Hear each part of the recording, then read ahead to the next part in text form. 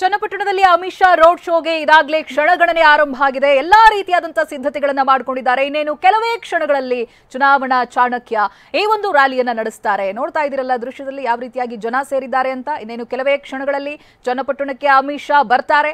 DK brothers ಭದ್ರಕೋಟೆಯಿಂದ ಚಾಣಕ್ಯ ಕಹಳೆಯನ್ನ ಮೊಳಗಿಸ್ತಾರೆ. ಚನ್ನಪಟ್ಟಣದಿಂದಲೇ ಅಮಿತ್ ಶಾ ಭರ್ಜರಿ ಮತಬೇಟೆಯನ್ನು ಆರಂಭಿಸ್ತಾ ಇದ್ದಾರೆ. ಹಳೆ ಮೈಸೂರು ಭಾಗ ಬೆಂಗಳೂರು ಗೆಲುವಿಗೆ ತಂತ್ರವನ್ನು ರೂಪಿಸ್ತಾ ಇದ್ದಾರೆ. ಕರ್ನಾಟಕದಲ್ಲಿ ಅಮಿತ್ ಶಾ ಮೊದಲ ರೋಡ್ ಶೋ ಇದು. ಬಿಜೆಪಿ ಅಭ್ಯರ್ಥಿ ಡಾಕ್ಟರ್ ಮಂಜುನಾಥ್ ಪರ ಮತ ಶಿಕಾರಿಯನ್ನ ನಡೆಸ್ತಾರೆ. ರಾರಾಜಿಸ್ತಾ ಇವೆ ದೃಶ್ಯಗಳನ್ನು ನೋಡ್ತಾ ಇದ್ದೀರಾ. ಬಿಜೆಪಿ ಜೆಡಿಎಸ್ ನಾಯಕರ ಫೋಟೋಗಳು, ರಥದಲ್ಲಿ ಮಾಜಿ ಸಿಎಂ ಎಚ್.ಡಿ. ಅವರ ಫೋಟೋ ಕೂಡ ಇದೆ. ಎಲ್ಲಾ ರೀತಿಯಾದಂತಹ ಸಿದ್ಧತೆಗಳಾಗಿದೆ. ಇನ್ನೇನು ಕೆಲವೇ ಕ್ಷಣಗಳಲ್ಲಿ ಅಮಿತ್ ಶಾ ಈ ಒಂದು ರೋಡ್ ಶೋನ ಜಾಯಿನ್ ಮಾಡ್ತಾರೆ. ಇಲ್ಲಿಂದಾನೇ ಆರಂಭ ಆಗುತ್ತೆ. ಇದಾಗಲೇ ಕರ್ನಾಟಕಕ್ಕೆ ಕಾಲಿಟ್ಟಾಗಿನಿಂದ ಮೇಲಿಂದ ಮೇಲೆ ಸಭೆಗಳನ್ನ ಮಾಡ್ತಾ ಇದ್ದಾರೆ. ಯಾವ ರೀತಿಯಾಗಿ ತಂತ್ರವನ್ನ ರೂಪಿಸಬೇಕು, ಮೈತ್ರಿ ಇದೆ. ಕಳೆದ ಬಾರಿ ಕಾಂಗ್ರೆಸ್ ಜೆಡಿಎಸ್ ಮೈತ್ರಿ ಆಯ್ತಲ್ಲ, ಆ ರೀತಿಯಾಗಿ ಆಗಬಾರ್ದು. ಮೈತ್ರಿ ಅಭ್ಯರ್ಥಿ ಯಾರೇ ಇದ್ರೂ ಕೂಡ ಅವರನ್ನ ಗೆಲ್ಲಿಸ್ಕೊಂಡು ಬರಬೇಕು. 28ಕ್ಕೆ 28 ಕ್ಷೇತ್ರಗಳು ಬರಬೇಕು. ನಮ್ ಟಾರ್ಗೆಟ್ ಇರೋದು 20-25 ಅಲ್ಲ ಅನ್ನುವಂತ ಸ್ಪಷ್ಟ ಸಂದೇಶವನ್ನ ಕೊಟ್ಟಿದ್ದಾರೆ. ಆಮೇಲೆ ಬೂತ್ ಮಟ್ಟದಲ್ಲಿ ಕಾರ್ಯಕರ್ತರು ಇರ್ತಾರಲ್ಲ, ಅವರ ಮಹತ್ವ ಏನು ಅನ್ನೋದನ್ನು ಕೂಡ ತಿಳಿಸ್ಕೊಟ್ಟಿದ್ದಾರೆ. ಇಲ್ಲಿ ಸರ್ಕಾರದ ಸಾಧನೆಗಳು ಏನೇನಿರುತ್ತೆ ಅದನ್ನ ಮನೆ ಮನೆಗೆ ತಲುಪಿಸಬೇಕು. ಮೈತ್ರಿ ಕಾರ್ಯಕರ್ತರು ಎಲ್ಲರೂ ಜೊತೆಯಾಗಿ ಹೋಗಿ ಮತಯಾಚನೆ ಮಾಡಬೇಕು. ಮೈತ್ರಿ ಅಭ್ಯರ್ಥಿಯ ಪರ ಮತಯಾಚಿಸಬೇಕು. ಕೊನೆಯದಾಗಿ ಗೆಲುವು ನಮ್ಮದಾಗಬೇಕು. ಅದು 28ಕ್ಕೆ 28 ಕ್ಷೇತ್ರಗಳು ಅನ್ನೋದಾಗಿ ಇದಾಗಲೇ ಮೇಲಿಂದ ಮೇಲೆ ಸಭೆಗಳನ್ನ ಮಾಡಿ ಯಾರ್ಯಾರಿಗೆ ಯಾವ್ಯಾವ ಸಂದೇಶವನ್ನ ಕೊಡಬೇಕು ಅದನ್ನ ಕೊಟ್ಟಿದ್ದಾರೆ. ಜೊತೆಗೆ ಅಸಮಾಧಾನಿತರ ಸಂಖ್ಯೆ ಕೂಡ ಕಡಿಮೆ ಇಲ್ಲ. ಅವರನ್ನು ಕೂಡ ವಿಶ್ವಾಸಕ್ಕೆ ತೆಗೆದುಕೊಳ್ಳುವಂತ ಕೆಲಸವನ್ನ ಮಾಡಿದ್ದಾರೆ. ಈಶ್ವರಪ್ಪನವರಿಗೂ ಕೂಡ ಕರೆಯನ್ನ ಮಾಡಿದ್ದಾರೆ. ದೆಹಲಿಗೆ ಬರಬೇಕು ಅನ್ನೋದಾಗಿ ಹೇಳಿದ್ದಾರೆ. ಅಸಮಾಧಾನ ಶಮನ ಮಾಡುವಂತ ಪ್ರಯತ್ನ ಮಾಡಿದ್ದಾರೆ. ಬಂಡಾಯ ಏಳದೆ ಇರಬೇಕಾದ್ರೆ ಏನೇನು ಮಾಡಬೇಕು ಆ ಎಲ್ಲ ಪ್ರಯತ್ನಗಳು ಕೂಡ ಅಮಿತ್ ಶಾ ಅವರಿಂದ ಆಗ್ತಾ ಇದೆ.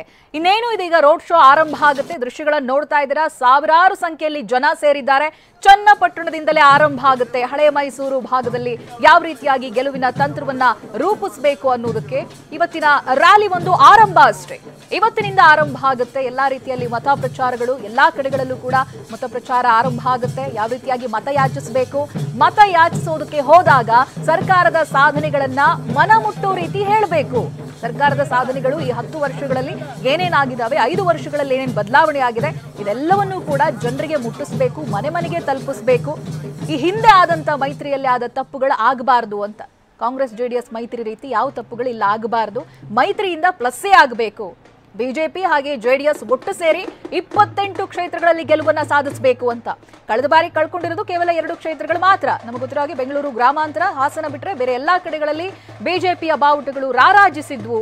ಆದ್ರೆ ಈ ಬಾರಿ ಏನಾಗುತ್ತೆ, ಒಂದೇ ಒಂದು ಬದಲಾವಣೆ ಅಂತ ಹೇಳಿದ್ರೆ ಈ ಬಾರಿ ಬಿಜೆಪಿ ಮತ್ತೆ ಜೆಡಿಎಸ್ ಮೈತ್ರಿಯಲ್ಲಿ ಲೋಕಸಭಾ ಅಖಾಡಕ್ಕೆ ಇಳಿತಾ ಇರೋದು.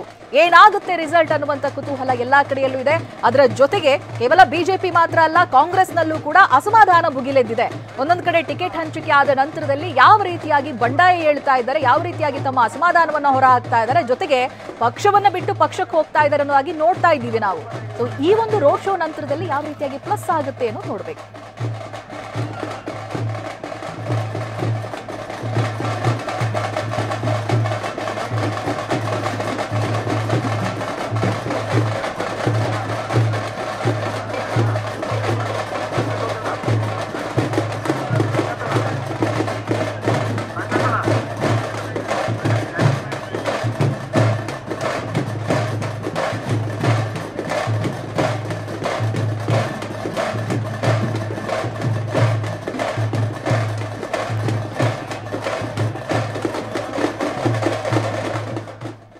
ಚನ್ನಪಟ್ಟಣ ಹೆಲಿಪ್ಯಾಡ್ನಲ್ಲಿ ಅಮಿತ್ ಶಾ ತಂತ್ರಗಾರಿಕೆಯನ್ನು ಮಾಡ್ತಾ ಇದ್ದಾರೆ.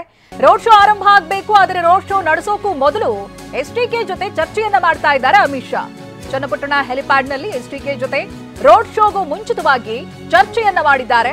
ಚನ್ನಪಟ್ಟಣ ಹೆಲಿಪ್ಯಾಡ್ನಲ್ಲಿ ಎಸ್.ಡಿ.ಕೆ ಅಮಿತ್ ಶಾ ಗುಪ್ತ ಚರ್ಚೆಯಾಗಿದೆ. ಈ ವೇಳೆ ಅವರ ಜೊತೆಯಲ್ಲಿ ವಿಜೇಂದ್ರ ಇದ್ರು, ಹಾಗೆ ನಿಖಿಲ್ ಕುಮಾರಸ್ವಾಮಿ ಕೂಡ ಜೊತೆಯಾಗಿದ್ದಾರೆ. ಕಳೆದ 15 ನಿಮಿಷದಿಂದ ಅಮಿತ್ ಶಾ ಕುಮಾರಸ್ವಾಮಿ ಮಾತುಕತೆ ನಡೀತಾ ಇದೆ. ಡಿಕೆ ಭದ್ರಕೋಟೆಯಿಂದ ಕಹಳೆ ಊದಲಿರೋ ಚಾಣಕ್ಯ.